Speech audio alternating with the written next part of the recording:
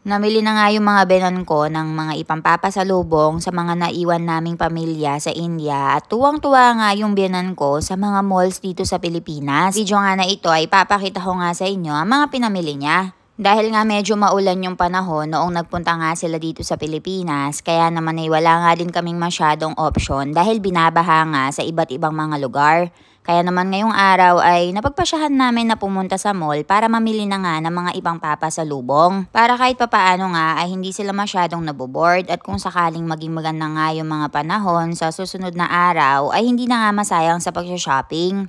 Meron nga kaming nadaanan dito na nagre-rent ng cart na ganito at tinanong nga namin kung magkano. Nasa 300 pesos nga daw yung renta guys. Kaya naman ay nag-alangan yung mga binan ko kasi kinonvert nila sa rupees at nasa 500 rupees daw.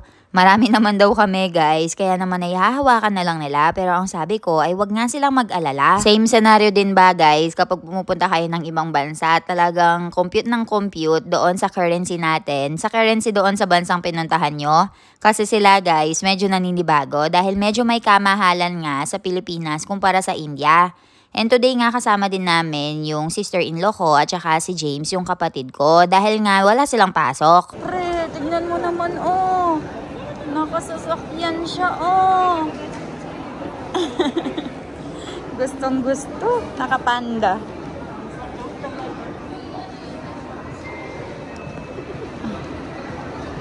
Parang mas tuwang-tuwa pa nga yata yung binan kong babae dahil siya talaga yung nakipag-unahan na tumulak kay Ivan. Pero nung sabi ko sa kanya guys na mamimili na kami, sabi ko bigay niya muna sa binan kong lalaki or sa kapatid ko para kahit papaano ay makapamili nga siya ng maayos. Nagpunta nga siya dito sa mga utensils and mga plato-plato kasi mahilig siya sa ganito guys. Si Jano nga tsaka si mother-in-law ay tuwang-tuwa talaga sa mga gamit and mga damit dito sa Pilipinas and ang lalaki nga daw na mga malls namin.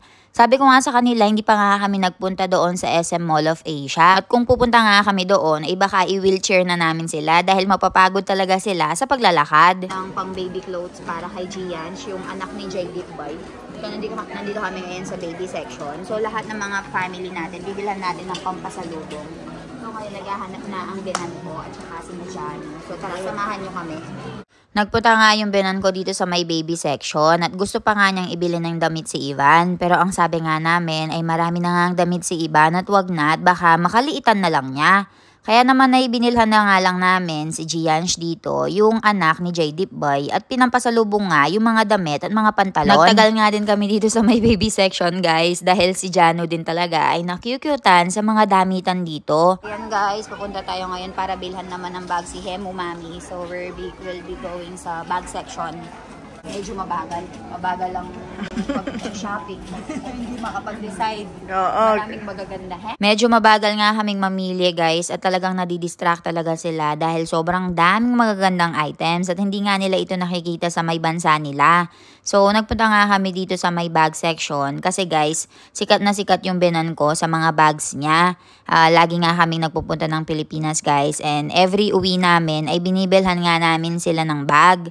So kapag nagpupunta nga siya sa mga occasions, yung bag talaga niya yung pinakasikat at nagpapabili nga din yung ibang mga kamag-anak namin.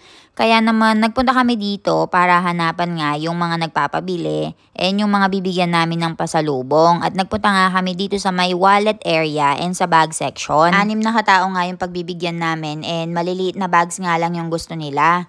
Hindi kasi sila masyadong pumupunta guys and lumalabas na may mga malalaking bag at parang dahil nga nakatira kami pa sa village, hindi sila sanay. Gusto nila yung mga packet lang na ganito or parang wallet lang. Kaya dito na lang kami namili.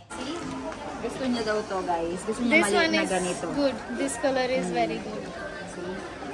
With handle. With chain. With chain. And it has extra chain in it.